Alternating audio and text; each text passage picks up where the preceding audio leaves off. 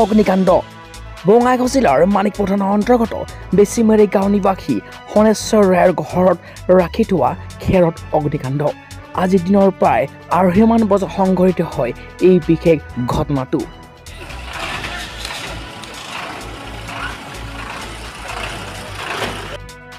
আৰু প্ৰায় আধা ঘণ্টামান সময়ৰ ভিতৰতেই আহি পায় অগ্নি নিৰ্বাপকৰ বাহনো, আহি পায় স্থানীয় আৰক্ষীও। কিন্তু এইখিনিতে ক'ব লাগিব যে অগ্নি নিৰ্বাপকৰ বাহন আহি পোৱাৰ আগমুহূৰ্তত স্থানীয় লোকসকলে জুই নুমুৱাৰ ক্ষেত্ৰত পূৰ্ণৰূপে সহায় কৰে শনেশ্বৰ ৰায়ৰ ঘৰত আহি পেলাই। আৰু স্থানীয় লোকসকলে সহায় কৰি এই বিশেষ জুই প্ৰায় 50% ওপৰত নুমুৱাবৰ কাৰণে সক্ষম হয়। পৰৱৰ্তী সময়ত অগ্নি নিৰ্বাপকৰ বাহন আহে আৰু জুই 100% নুমুৱাবৰ কাৰণে সক্ষম হয় আৰু সম্পূৰ্ণৰূপে ৰক্ষা কৰে বেছিমাৰী গাঁওবাসী।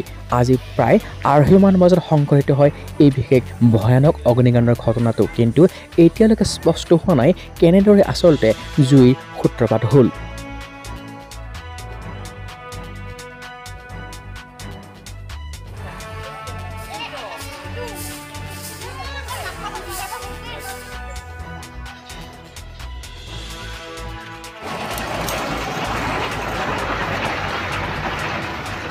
আৰু আসাম টাইমছ 6ৰ দৰ্শকসকলক দেখুৱাই আছোঁ পৰৱৰ্তী সময়ৰ দৃশ্য।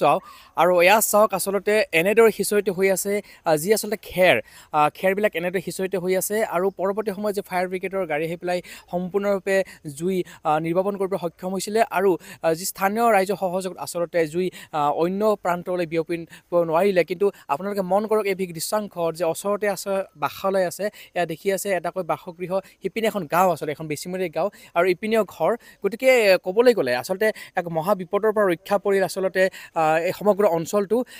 দিনৰ ভাগত হোৱাৰ বাবে আচলতে সমগ্ৰ অঞ্চলটো ৰক্ষা পৰিল। আৰু স্থানীয় ৰাইজৰ যি সহায় সহযোগ, সেই সহায় সহযোগৰ বাবে আচলতে এক মহা বিপদৰ পৰা ৰক্ষা পৰিল সকলোৱে স্বীকাৰ কৰিছে। কাৰণ কিয় দিনৰ প্ৰায় আঢ়ৈমান বজাত এই বিশেষ ভয়ানক যি ঘটনাটো সংঘটিত হ'ল। আৰু কেনেকৈ আচলতে জুই সূত্ৰপাত হ'ল সেয়া কোনেও ক'ব নোৱাৰে। কিন্তু উল্লেখনীয় যে এই বিশেষ আচলতে জুই যদিহে সময়ত যদি ফায়াৰ ব্ৰিগেডৰ গাড়ী আহি নাপালে হয় বা সময়ত যদি যি স্থানীয় ৰাইজ বা বিভিন্ন লোক আহি নাপালে হয়, তেতিয়াহ'লে হয়তো এই বিশেষ জুই গোটেই অঞ্চলটো আচলতে শেষ হৈ গ'ল হয়। কাৰণ কিয় দেখি আছে যে ওচৰতে আছে বিভিন্ন লোকৰ যি বাসস্থান।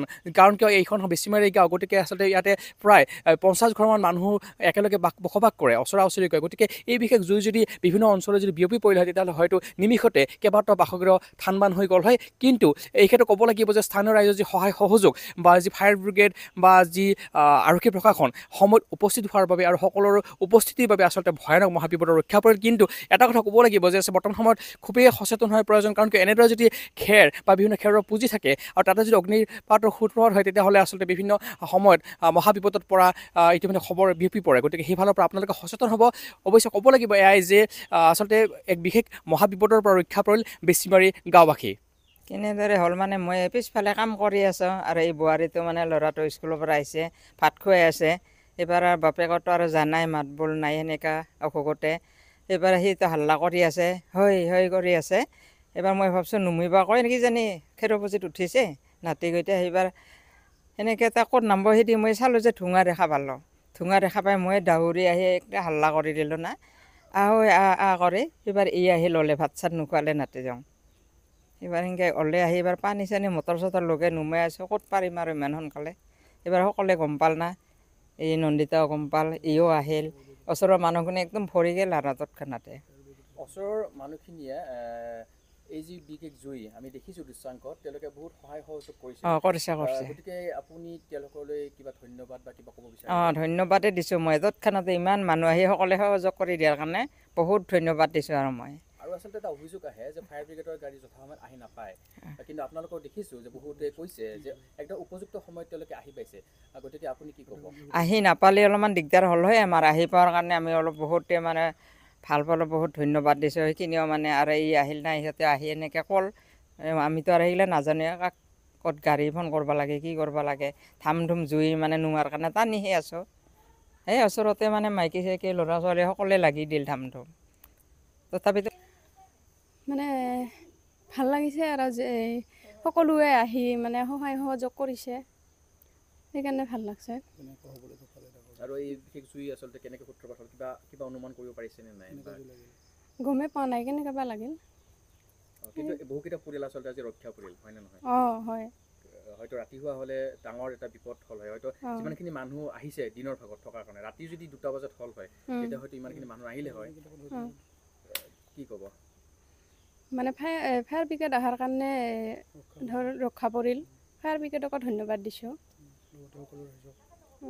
লগতে আৰু সকলো ৰাইজকে ধন্যবাদ দিছোঁ আৰু আছাম টাইমছ 6ৰ দৰ্শকসকলে দেখা পাই আছে এয়া ৰাতিৰ এক দৃশ্য আৰু এই বিশেষ বাসগৃহটোৰ ওচৰতে আছিলে আৰু বিভিন্ন আচলতে যি লোক আছে এতিয়াও খবৰ ল'বলৈ আহি আছে কাৰণ কিয় আচলতে ৰাইজে নখ জোকাই নৈব এষাৰ কথা আছে আৰু সেইষাৰ কথাকে যেনে যে প্ৰমাণিত কৰি পেলালে এই ৰাইজে কাৰণ কিয় ৰাইজৰ সহায় সহযোগত সময় যদি আহি নাপালে হয়তো আপোনালোকে দেখি আছে এই বিশেষ দৃশ্যাংশত স্পষ্টকৈ দেখি আছে যে আচলতে চাৰিওফালে খেৰবিলাক সিঁচৰিত হৈ আছে আৰু এই বিশেষ খেৰতে যেতিয়া জুইৰ সূত্ৰপাত হৈছিলে তেনেকুৱা মুহূৰ্তত আপোনাৰ দেখিছে ওচৰতে 2টা একদম লগালগিকৈ ঘৰ আছে আৰু এওঁলোকৰে কাৰণ কিয় 2টা ভায়েকৰ 2টা বিশেষ ঘৰ ইপিনে যদি চাই এই এটা বিশেষ ঘৰ আৰু ইপিনে যদি দেখুৱাও এই এটা বিশেষ ঘৰ আৰু এই সমাজতে আচলতে এই খেৰবিলাক এনেকৈ সিঁচৰিত হৈ আছে আৰু এই খেৰতেই হঠাতে জুইৰ সূত্ৰপাত হৈছে এতিয়ালৈকে স্পষ্টকৈ কোনে গম পোৱা নাই আচলতে জুইৰ সূত্ৰপাত কেনেদৰে হ'ল বা কোনে জ্বলাই দিলে সেয়া এতিয়ালৈকে এওঁলোকে স্পষ্টকৈ ক'ব খোজা নাই অন কেমেৰা কিন্তু কথা এটা হ'ল যে আচলতে ৰাইজে নখ জোকাৰ যি নৈ বয় যি আচলতে প্ৰবজন ফাঁকি যে আপোনাৰ শুনিছিলে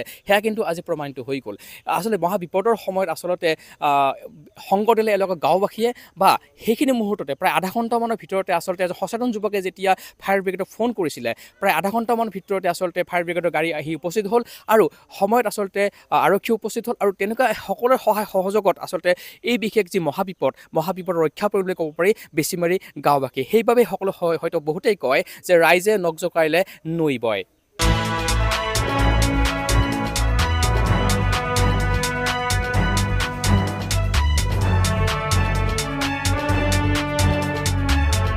বেছিমাৰীৰ পৰা বিকাশ কলিতাৰ সহযোগত আবিৰ কাশ্যপৰ ৰিপৰ্ট আছাম টাইমছ 6